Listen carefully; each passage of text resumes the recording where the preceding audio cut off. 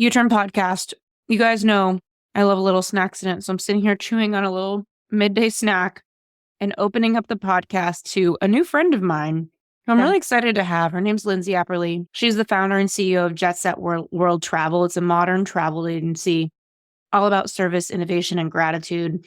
She's had a decade-long journey in the world of business, and it started as a one-person operation built by attending bridal shows alongside her college courses that she and her business partner have transformed into a company of 80 mission-driven team members. There's a lot I could share about Lindsay and what she's doing. Really passionate about entrepreneurship, really passionate about battling burnout and imposter syndrome. And she's earned a spot in the 2021 Forbes Next 1000.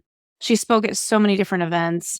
She has been on Inc.'s fastest growing 5,000 list of companies. I mean, the world is an oyster for my friend Lindsay over here, and I want to ask her all things business. I want to talk about how to grow without losing your sanity. Lindsay actually acquired a company that was bigger than her, and overnight more than doubled her size of company. Big growth, identity, she works with her husband, imposter syndrome. So if you're an entrepreneur and you work with somebody close to you, or you want to double in size and you're wanting to be thoughtful about how to do that, this is the episode for you. I'm pretty sure I have chocolate on my face right now, Lindsay. So welcome to the show. Yeah, I should have added in my bio, but I also love snacking. So obviously we got to start there. Yeah, actually, before we hit record, I was talking to you about my little snack incidents that I like to call them, and you were having your own. You got to stave off the hanger. You just never want that to show up on an interview. I know. You know, it's interesting. I've been going to the trainer for the past 6 months. I've gained 5 pounds of muscle, but then also 8 pounds of fat because it just makes me hungry. Yeah. But I'm like, man, I'm sabotaging my look good plan. You know, you look great, even with in your face, which you don't have it anymore. And I know. I think I licked it off in the middle of this conversation so far. I'm so grateful that you're coming on the show, and you're so refreshing because I feel like you know how it is. You meet people on podcasts and you get pitched by PR firms and da-da-da-da-da. But then when you come across somebody like you, you're like, this is why this is such a damn good time. Like, you make really cool friends. They're doing cool stuff. They're people that you would be in touch with and want to see. If I was ever in Atlanta, I would love to see you.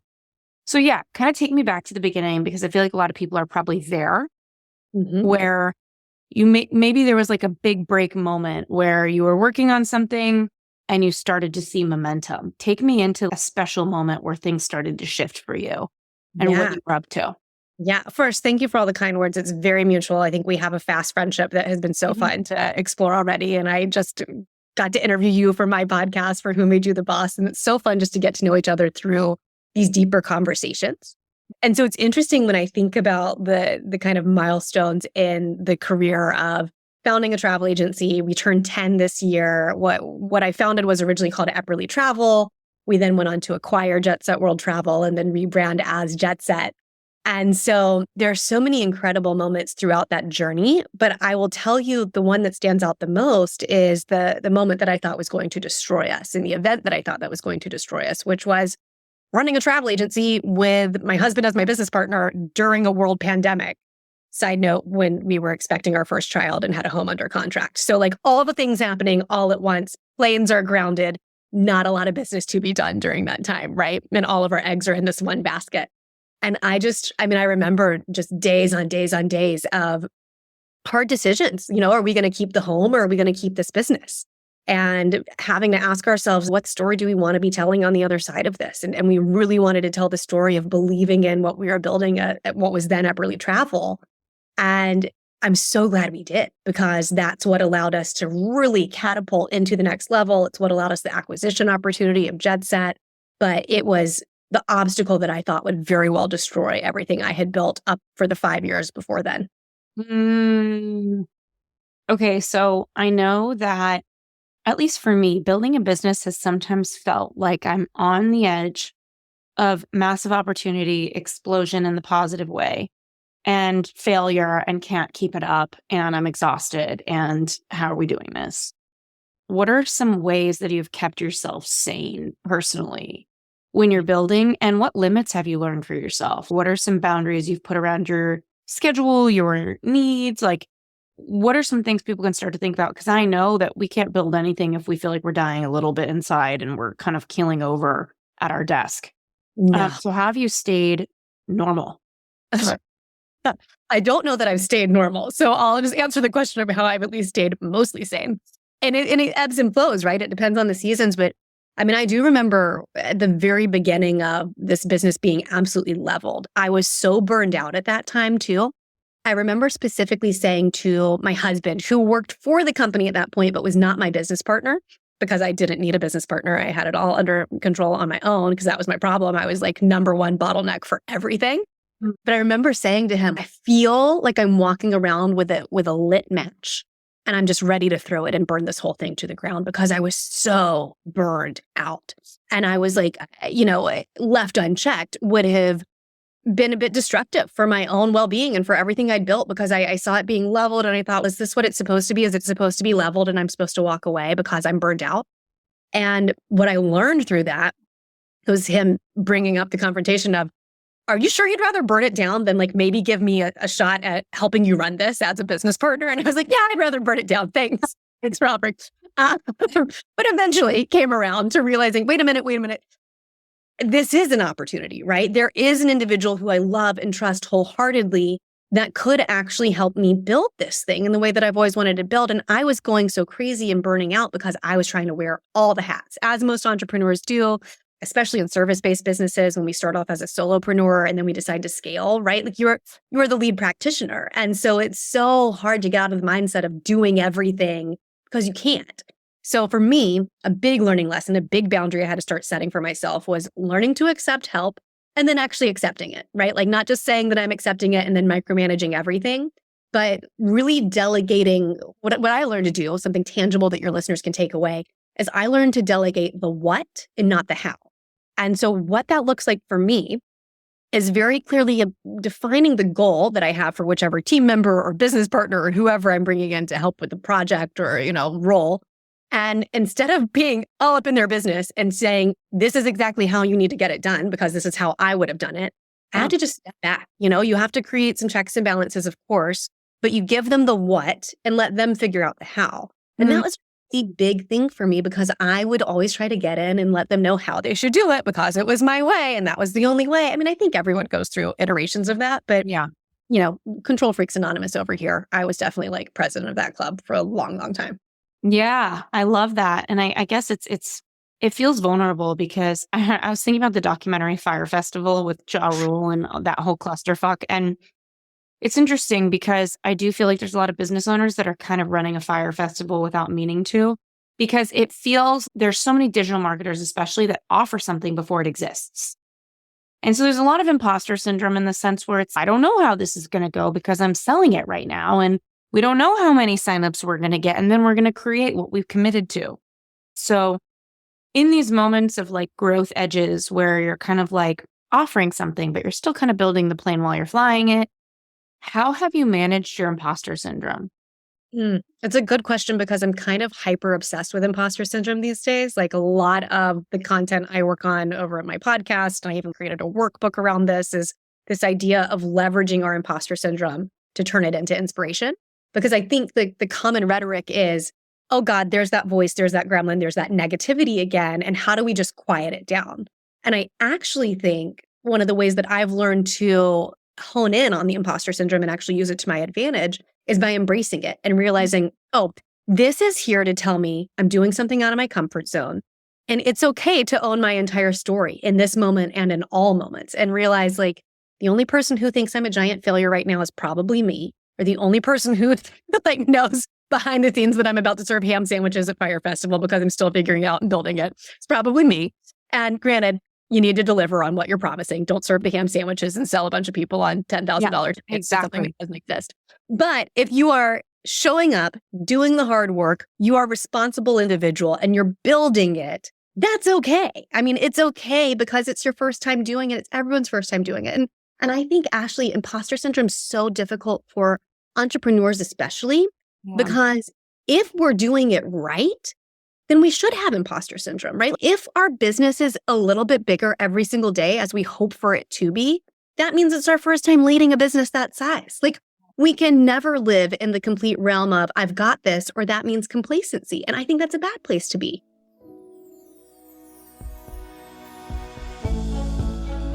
Have you ever thought about starting your own podcast? This episode is brought to you in part by Libsyn, the ultimate podcast hosting platform. If you're ready to start your own show, Libsyn is truly the place to start. I've been with them ever since I started the U-Turn podcast, and it's been nothing but flow. Libsyn hosts both audio and video podcasts, and even has a built-in recording feature that ensures everyone, beginner to expert, can really easily share their unique voice with the world. The stats tracking available on Libsyn will also help you understand your audience and optimize all your podcast promotion strategies. Not to mention, they have a really incredible monetization feature and direct access to brands that you know and love. Having this show has truly changed my life, and I hope it's changed yours too. If part of your dream includes starting up your own podcast, go to libsyn.com, put in our promo code U-Turn, and you're going to get up to 2 months of free podcasting service. What are you waiting for? Make your own U-Turn and start your podcast today. Just go to libsyn.com and use our promo code YOUTURN for 2 months of free services. I love that. And it's also, we don't want to build a business and feel so challenged all the time that we're burnt out. And so I feel like every day I turn around, it's a challenge, right? Like right now we have all these TEDx talks we're writing. We have a booking team that books them. We want to take more of the booking in-house. That's a really big challenge to take on and we know that we could do it, but obviously it feels scary. So I've kind of got training wheels on. I'm still having my booking team do the booking, but we're doing it kind of like as a double up to see if we can do it. Yeah. But I constantly feel this sense of, oh my God, am I good enough to be doing this? And I feel like I do my own self-worth work. And the only thing, and I hate to admit this, that's made me feel better is clients saying, oh my gosh, this is insanely amazing. And I know that validation is important. You need to make sure on the outside that you can get validation from the market. So that has given me a sense of confidence of, yeah, we're amazing. Like 20 clients in a row are so impressed with what we're doing. But I also feel like I want to know that without that. What are some tools that you use in your own personal development in your day-to-day life to slow things down and to remember who you are, or to get back into your body?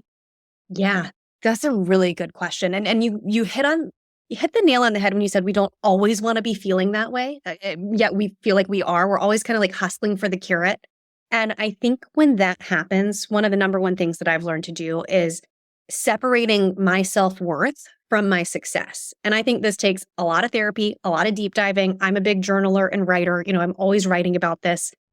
I think that for so long, I tied my own worth to the upward trajectory of what I had created. And I think we all do this, especially if you're a founder, you do this kind of unknowingly. And so you get in this toxic relationship with what you've created. That's why I got to that stage of burnout where I was like, this thing is just sucking the life out of me. And it's because I felt that when it was failing at that time, I was failing at that time.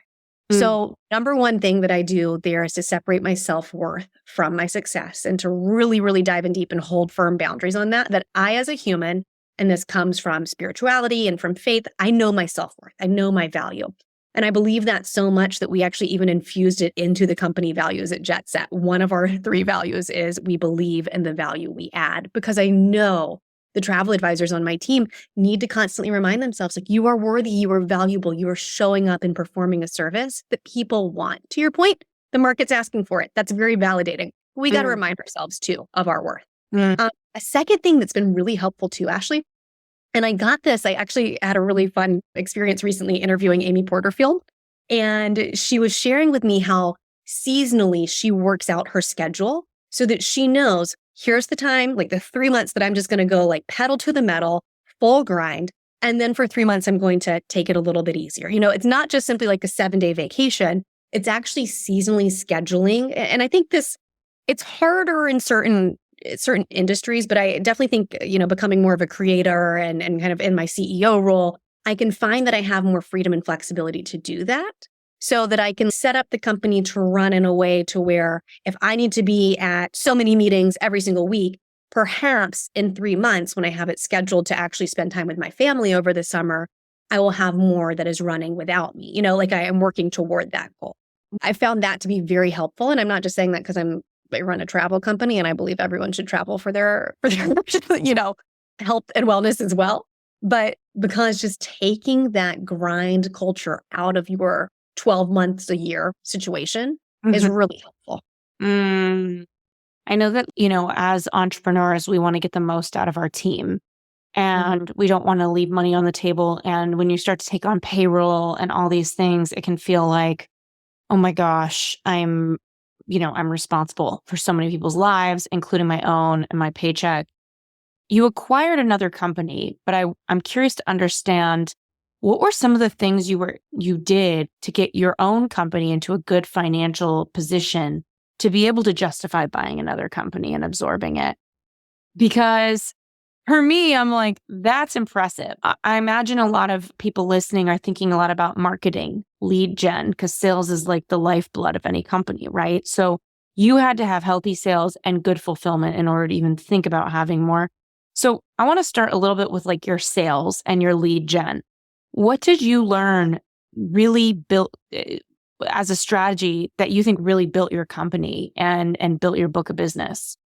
Okay, so two separate things I want to touch on here. One is that position of being in order to acquire, and then two is the building of the business and how that looks. So I'll start with one, and the reason that I laughed when you said, in order to have an acquisition, you must have been in a healthy financial place. And ironically, when we had an acquisition, it was following 18 months of no revenue, right? Like it was during our industry's darkest hour where the business we knew what the run rate was. We used our personal savings to acquire another company. And it's because we had walked away from a home that we were planning on purchasing in order to keep the business alive. And then our mission during that time became, let's be a beacon. Let's build this to where it comes out stronger on the other side. And so we're going to use any of that cash that's left over from keeping it alive toward opportunity. And when the opportunity to acquire a company came to us, it came to us during a downturn in the industry, which is a great time to acquire. And we realized we're not going to get this chance again. So we weren't homeless. We were, thankfully, my family wonderfully helped us out during this time. We were able to rent and we were, made it through without living out of our car. But we decided we're not going to purchase our own home for several more years because we're going to purchase this company instead. So personal goals were set to the side. We also recognized it was a big risk. So yeah, you've got a lot of financial items at stake during that time. But we had already gone through what we felt was the riskiest time, which was when our company was leveled and we realized we could survive. All right, we're willing to take this larger risk. So that was kind of some of the mindset there. In terms of building up our sales, though, I think what's interesting, you and I were talking about this on our podcast interview for Who Made You the Boss for my show earlier, that you work with a higher end clientele, right? As does my travel agency. And oftentimes the best way of referral is word of mouth. So for years and years and years, we did zero advertising. It was simply doing a really great job. I love, you have to go back and listen to this episode because you did such a beautiful job explaining customer service. Oh my gosh, thank you. That means so much. We talked about that on a podcast before. You're the first. So good. Yeah, okay. I can't wait for listeners to hear that because you did a great job of articulating why it's important to live up to excellent customer service. And I think that's so important in an area where you're doing custom products or you're doing, business with high net worth individuals. Like the service is what you can do to stand apart. And that's how we built our sales and marketing for so long. We now invest in it some, but for the most part, it's still our bread and butter is referrals. There's a book called Endless Referrals. I think it's by Bob Berg, and I haven't started reading it yet, but everybody in my business group has been like, you got to read Endless Referrals. I'm jumping into the Endless Referrals. When you talk about referrals and service and you think about what your offer is, does that mean that you're offering things above and beyond? Does it mean that you're super attentive to what they ask for? You respond quickly? Like, I imagine it's all the above, but what are you thinking was that thing for them that made them think, I'm giving her more business, I'm giving her referral? Yeah, good question. Because I do think it's a couple of things. I think it's, first of all, listeners need to understand that the stakes are so low in many service-based industries and businesses that all you have to do is simply do what you said you were going to do. Oof, yes. So start there. Status quo is simply fulfill your promises. And I actually learned that there's a book based off of the Ritz-Carlton method of service called The New Gold Standard. And there's a point in there about the worst thing you can do is ask your guest what they need and then not fulfill it. It would be better to simply never ask them. So always, always, always, that was our standard, right? If you're going to ask, if you're going to promise, deliver. So that's that. I do think the above and beyond piece, what's fun for us as a luxury travel agency is we really get to know our clients. And so we're like very intimately involved in planning these trips that they have. And we're getting to know the family members who are going, and we're getting to know likes and dislikes. And so then we have incredible connections on the back end with the hotel general managers and the sales and marketing teams and the cruise line directors, everyone, depending on where they're going, that we can go to those individuals and say, hey, this is so-and-so. They're celebrating their 25th wedding anniversary. By the way, they danced to this specific song when they got married. Let's make sure it's playing at dinner that night when they arrive. So it's like all these fun little touches. And what we call these in the business is hand-to-heart moments, because we want our customers to be able to check into their hotel room and see the picture of Jupiter on their nightstand, right? See their dog that they had to leave behind as they walk into the hotel room, and have the hand-to-heart moment of, oh, someone really paid attention to me. Someone really saw that I would be sad because I'm leaving my puppy behind, and they put him on the nightstand in my hotel room, like just something special that makes them really feel deeply that travel can transform. I love that. That makes me think I should put on my intake form for TEDx clients, like, when's your birthday? Just the month and the day, so that we can start like sending them something for their birthday. That's so sweet. It's the little things. It's the little tiny things. And on your podcast, I was talking about how I don't have bandwidth for like random hour calls or check-ins. And so these little things are kind of like low-hanging fruit, but caring, thoughtful ways to. Is there anything else that you think people should be asking their customer? I just thought of like, when's your birthday? Birthdays are such an easy one. Anything else that you think would be useful outside of the travel industry, just in general, for somebody that wants to like delight their customer, like something they could know about them? Maybe it's like a sports team they love, or I don't even know. And it's okay if you don't have an answer. It's just a random question. No, you know what first came to mind that is so helpful for us, and I would imagine it would be for your business as well as for any others that are especially service-based, is finding out about their history with that particular service. And so I say this, and I'll give the context of a travel agency just because that's what I know, but so often individuals have used a travel advisor before and they had a bad experience. And it's helpful for us to understand, what is your history? What did you like and not like? Why are you not going back to that person, right? And from a coaching perspective, same thing. From TEDx, maybe they haven't worked with a TEDx speaker before, but maybe they've worked with a speechwriter or someone that helped them with their presentation skills. They've worked with a coach in some capacity, most likely. So what did you like and not like about that experience? And then let the history frame how you deliver on your service to them. I feel like that's almost like a sales call question too. It's it's interesting because, I used to have a coaching business, and looking back to our conversation about customer service, it's like really just being fully present in my sessions and showing up for what I committed to do is the magic. Okay. So we talk about delighting customers. And I think that this is something that anybody can take in at any level of business, right? If you have one customer, love them. That doesn't have to mean overgive. It just means to love them. And you can build that into your systems and your procedures. I know a lot of people are making just enough money to maybe support themselves as a side hustle or a full-time thing, but maybe they don't have enough to hire talent or get the support they need. I know there's a lot of really good overseas talent. Do you have any thoughts on hiring, or like when to decide it's time to get support? Or when was that for you that you started investing in that? And were you breaking zero? Were you not paying yourself? What did that look like for you? So I have always been, I'm a big fan of reinvesting in the business as soon as you possibly can, because that's how you're going to be growing the business. I never, short of the 18 months of the pandemic where we didn't make revenue, but we still paid our employees, and we actually wound up hiring during that time. So let's use that as the example, right? The reason we did that is because we saw that we would be growing. We didn't even know about the acquisition at that point, but we knew that we were doing things right by our advisors, by our industry, and that organically we would grow because of that. That's where so much of our growth came from to land us on the Inc. 5000 list. But we always try to look at it as hiring ahead of growth. and, staffing ahead of growth and what that might look like. So I think having a good handle on visionary wise, where your business is going and where you want it to be. And I usually like to look at 6 months because I do think it takes a solid few months, just depending on the role, of course, to train someone, get them in the seat and get them ready and staffed for what is that growth going to be like in 6 months. So that's usually the frame of mind that I've looked at it as.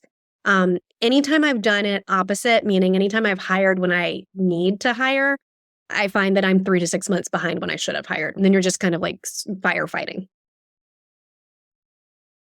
Okay, this is useful. I feel like, yeah, that's the thing. A lot of people will wait until it absolutely makes sense to do something, and then they're just like completely bottoming out. I try to like get ahead on things, but like maybe not make the full commitment hire. So for example, I think hiring is one of the hardest things in business. How do you find the right talent, and how do you make it so that you don't have to end up firing people? Because that's the worst feeling ever. Yeah. Is there like a trial period, or what are some of your thoughts and approaches? Because I know you have such a huge team to saying, I know you have contractors, you probably have W-2s. How do you, get a sense of if they're a fit, or what are some best questions you ask that help you see if they're a good fit? Yeah. I am going to just go ahead and call myself out on this because there's one person who would be able to call me out on this if he ever listened back to this podcast. And that's my husband, who now does all of our hiring and firing. So I don't personally do it as much as I used to. I'm kind of involved on the high level but he has such a good track record. And I had a terrible track record. Like I say terrible. I had some really amazing hires that stuck with us in those early years. My problem was that I would try to befriend everyone, or I did befriend everyone, and then it became too personal. And that whole idea of my business as a family was like kind of unhealthy. So what I love about what he's been able to do is kind of like come in with a very, stern, kind of a more masculine view on it when it comes to the reality. It's business. And he relies heavily on LinkedIn for hiring and recruiting. And he has such a phenomenal track record on it.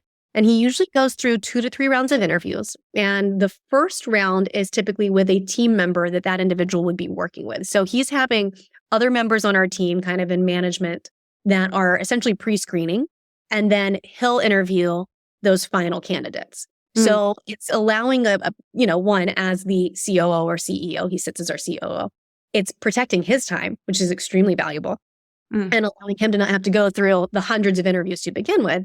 But it's also realizing that this individual is going to be working with that team member more often anyway. So why don't we make sure there's a good chemistry and culture fit to begin with? So he's kind of like using that framework. And I will tell you, I've seen this company really increase in our talent over the years that he's been in charge of the hiring and firing process. It's interesting, like that's really just you being honest with yourself. I do think there's some people that this is just not going to be your thing. Yeah. And it's really kind of goes back to my original work around the U-turn book. It's some things just ain't our thing. And it's that simple. Okay. I have a couple of actually points that I've learned. Anyone please. listening, just raise hands. That is not my thing, but what do I do next? Here are 2 hacks. One is I very recently realized that managing people and leading people are 2 different things. I always thought they were the same thing. Tell me more. That is so interesting. It took, I was today years old, right? Like it was just a few months ago that I realized this. And I always thought that, I love leading people. Like I love pouring into people. I love getting to know them. I love being their best friend. And so I always thought leading was managing, and it's not. They're 2 very different skill sets. So you can be a good leader and really not a great manager. And I have come to appreciate that about myself. Second thing is I have a friend who has a company called Same Page HR, and it's an outsourced HR company, and they have changed our lives. So they're phenomenal. They are ICs that essentially come in, get to know your business, and then sit in an HR position for companies that maybe would not be large enough to hire their own HR personnel. And so they're already trained in HR. They're working in fractional HR management for you. And they're advising on everything from the hiring and firing process to your handbook, to all the HR needs, to the payroll, et cetera, et cetera.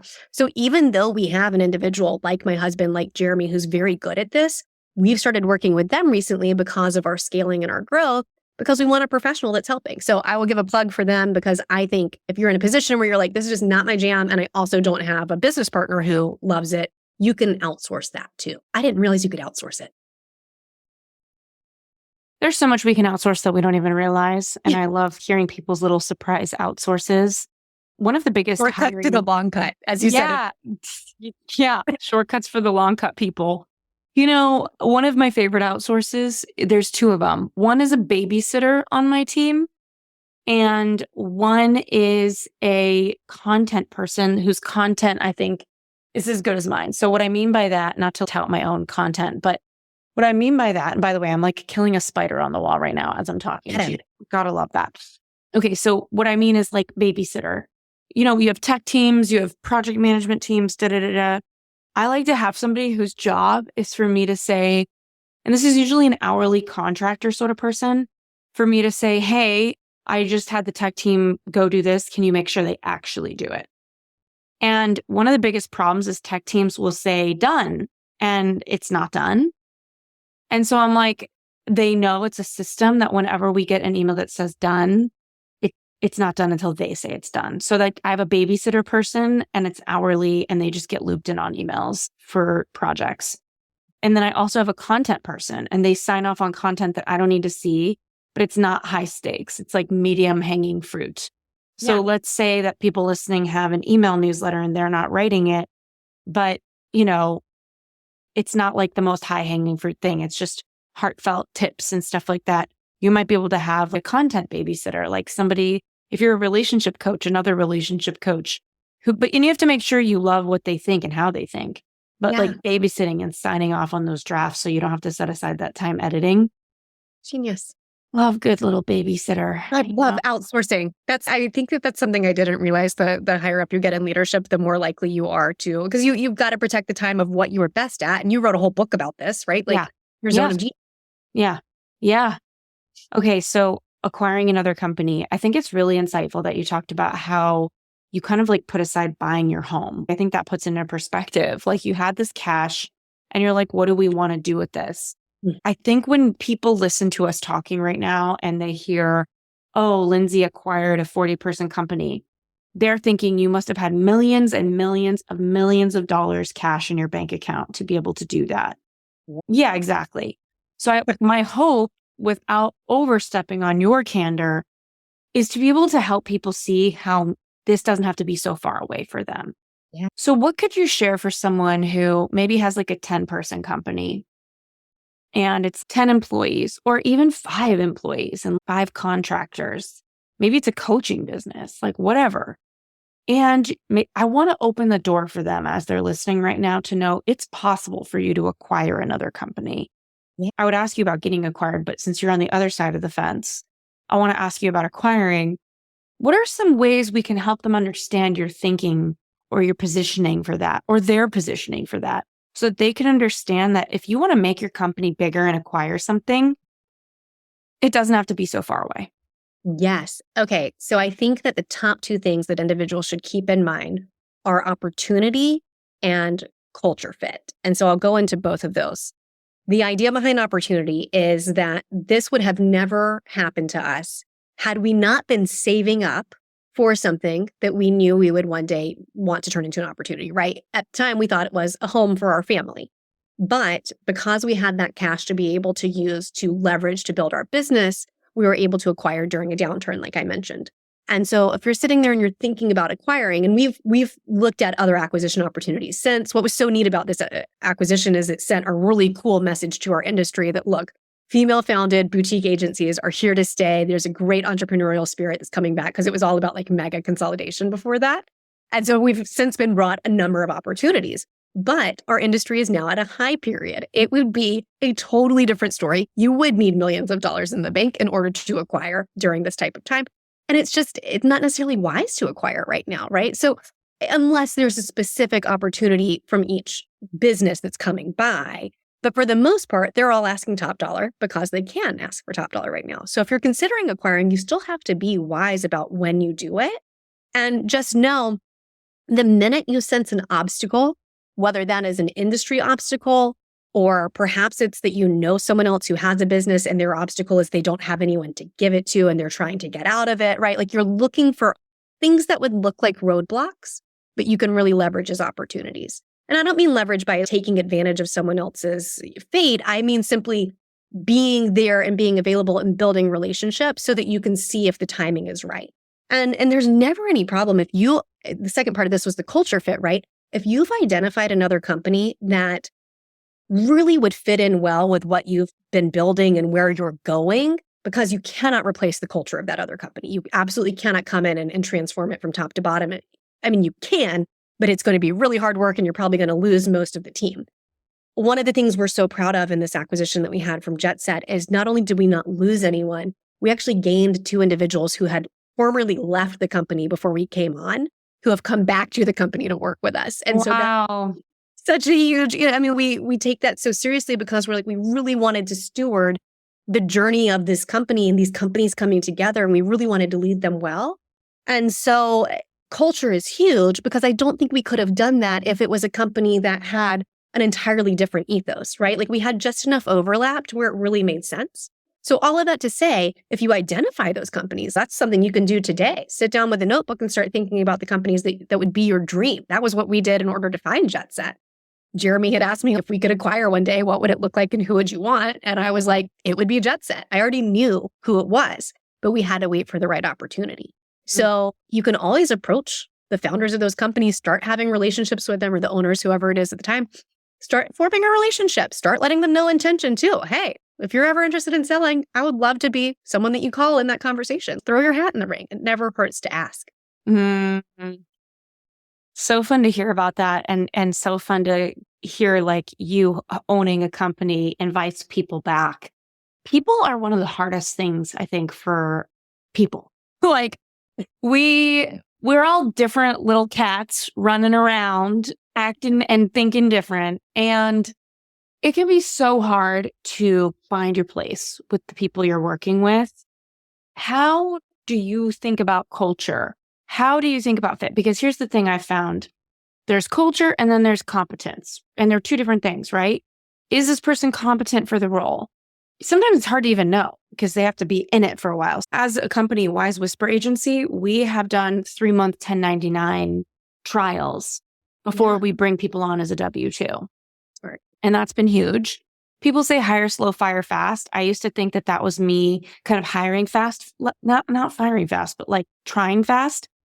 But my boyfriend was saying, and he has a fund and he's in venture capital, so he thinks very in a corporate institutional way sometimes. And he was like, what you're doing is, I was like, I guess I'm hiring slow. It's 3 months, He's actually hiring fast because oh my gosh, I'm getting this all messed up. All of it said, I've realized that bringing on contractors before you commit to them has been huge for me. And also telling yourself, it takes a while to see if somebody's really a fit for the competence side of things. Mm-hmm. And I guess, I don't know, I haven't overthought it too much when I bring somebody on. Because I'm like, if you say you can do it, let's just put you in the ring of fire, see if you could do it. So I thought I was hiring fast. And my man was like, well, you're actually hiring slow. You're putting them on a trial for 3 months. So I was really trying to say, so thankfully we can edit that chaos out. But my point being that I've learned a lot about making a check for competence, but it's still hard for me to figure out culture fit. I have core values. I know that that's really useful, but can you share a little bit about how you gauge for that? Yeah, it's a really good question because the first iteration of this company, there was a point in it. And I think a lot of this was when I kind of woke up societally and started realizing like, wow, there is a lot of homogenous stuff happening in the world and in my company. And why is that? Why is there not more diversity, especially in my industry that is all about embracing other cultures and embracing. And so I say cultures in that term because it became a really important part of the culture that we're building. And so when we talked about culture fit, there was a point in the company where I woke up and I realized, wait, everyone kind of looks the same, talks the same, has the same backgrounds, beliefs, and ideas. That does not serve a company well, I don't think. I think that it needs to be a larger, diverse range of beliefs, skin color, background, everything, right? And so we really started making a concerted effort to hire, especially from outside of our industry. And so culture fit became such a big deal because it's not about, yes, it is of course about competence, but it's not about their tenure in the industry. It's about what can you bring to the table that's going to actually diversify this thought process and this culture that we do have. And so we're always kind of looking to embrace that with the understanding that you can't change character. And so when we're talking about culture, that's what we're looking for. You know, I mentioned a little bit ago that one of our core values is we believe in the value we add. And that is because we like to look at the whole person. We like to train and pour into the whole person. personally and professionally. So we're always talking about, checks and balances to ensure our team's kept out of burnout. And we're always talking about, hey, I've experienced imposter syndrome too. You've heard it from the CEO, right? Like, it's okay. It happens. So we're really trying to look at mindset as well as competency. And I think that's where the culture piece really comes in, is because we really celebrate an entire person, if that makes sense. Yeah. Some people need more handholding than others. And I found that as like a busy CEO growing a startup, I don't necessarily have that time. And I know that sometimes leadership means making that time, but sometimes leadership means that's not the right fit. How do you make those decisions? Because you talk about the whole person, and I think these things make me feel good in the heart. But then in my head, I'm like, you only have so many hours in a day. Sometimes that whole person is a whole person that you don't have time to navigate. Yeah. And you talked about this earlier when we were discussing about like someone that interviewed with you that was like very emotional for that role. And you probably realized not only was that not a good fit for that role, but for you as a leader, you didn't want that individual's like emotional baggage at work every day. Yeah, I kind of judge myself for that. Okay, so everybody, if you haven't listened to Lindsay's podcast that I was on, which I thought that was kind of a unique episode, so it's fun that we did that. I talk about how I hired somebody for a role that was like running operations. And I realized she was a very emotional person, and her emotionality made her a really bad fit for the role. Because if you're an operations person running operations, you're dealing with a lot of people. Most people have emotions. So if you have a lot of emotions and everybody's got a lot of emotions, that sounds like an emotional clusterfuck to me. So she wasn't a good fit for the role. And I think she had competence to do the job in a lot of ways, but her personality wasn't going. So her skill set was a yes. Her personality was a no. You judged yourself for that? I think I judge myself I have a belief that what leadership is sometimes is putting in that nurturing time with people when in your head. And I struggle with this because I feel like I'm a pretty authentic, straight shooter person. So it's hard for me sometimes to say, okay, let me do like a 20-minute hand-holding call when I know that the person can do it and they just want my pat on the back. It's hard to be that person. Not because I'm not loving, I sound like such an asshole, I think, but because I already know that they can do it. They don't need me. So I'm like, okay, this is another meeting on the calendar that doesn't need to exist during startup mode. And so I judge myself. I'm like, oh, maybe I'm just not being a good leader. I should have that extra 20 minutes to high five and hug. And I don't. So what's your take on that? I think some of this goes back to what we were talking about earlier about the difference between being a leader and being a manager. Because I think 100% I agree with you. We should praise our team when they have a job well done. If someone really operates well with a good like pat on the back, let's give them a pat on the back. I think that it's understanding what each individual needs to feel motivated is a very important part of both leading and managing. But when it comes to the individual that's actually taking more from you as a leader or manager, or taking more from their colleagues because they're bringing, kind of too much from home to work I think there's a line, right? Like we want to look at the whole person. We of course want to be there and support one another, especially if something is going on. Yeah, exactly. Team members that have just been everyday drama, right? That's a problem. If they're taking more away from the culture than they are putting in from their competency, that's when you know that that's not the right fit. I mean, we had that very recently and had to kind of address it and understand like, all right, we've talked to here's the thing. You give the person the opportunity to grow and change, right? Like you give them that direct feedback that like what you're looking for and what you're hoping to see. And I would love to pour into you, but this is what my schedule is like right now. Can we do it at this time? Can we get business taken care of? What does this look like? And if they can't grow from that, if you keep experiencing the same roadblocks time and time again, that's probably just not the right fit. Right. This is really helpful because I think we all have a responsibility as professionals to not bring drama into other people's hands that doesn't need to be there.